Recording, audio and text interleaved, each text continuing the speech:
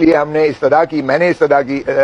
Justice امجد رفیق صاحب سے کہ مہربانی کر کے آپ اپنے رجسٹرار کو حکم دیجیے گا کہ اب کی جو پولیس اپنی چوکی بنی ہوئی ہے ہائی کورٹ کی، وہ ہمیں جا کے بحفاظت گھر پہنچا آئے، کیونکہ ہمیں خدشہ یہ ہے کہ یہ گرفتار ہی نہیں کریں گے بلکہ ہماری زندگی کو بھی خطرہ ہے چودھری پرویز الہی۔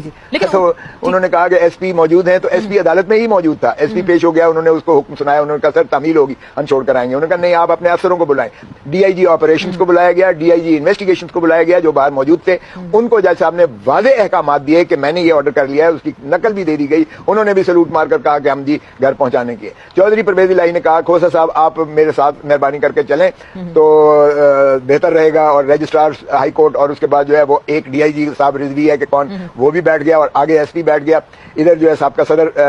لاہور ہائی کورٹ نصر اللہ وڑائچ صاحب، طاہر نصر اللہ وڑائچ صاحب بیٹھ گئے، اور بیچ میں چودھری پرویز الہی صاحب بیٹھ گئے۔ ہمیں جناب بڑے تجھ کو احتشام کے ساتھ بڑی مشکل سے ہم گاڑی تک پہنچے، اور گاڑی تک پہنچ کے جب ہمیں مال روڈ سے لے جا کر، اور جب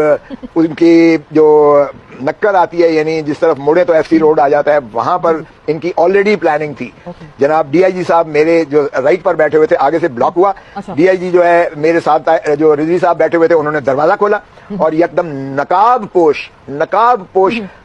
درجنوں اشخاص اس طرح سے لپک پڑے جس طرح کوئی ڈاکہ مارا جاتا ہے، اور پھر مجھے کہا گیا کہ سر آپ آ جائیے، اتر جائیں، آپ اتر جائیں۔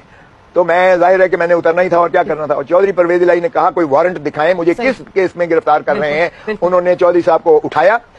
پکڑ کے پیچھے سے 2-4 بندوں نے مچھ ڈنڈے تھے جنہوں نے منڈا سے مارے ہوئے تھے۔ یہ ڈاکو راج ہے، یہ کوئی مجھے تو سمجھ نہیں آتی ہے جس طرح سے انہوں نے چودھری صاحب کو جس طرح اٹھا کے وہ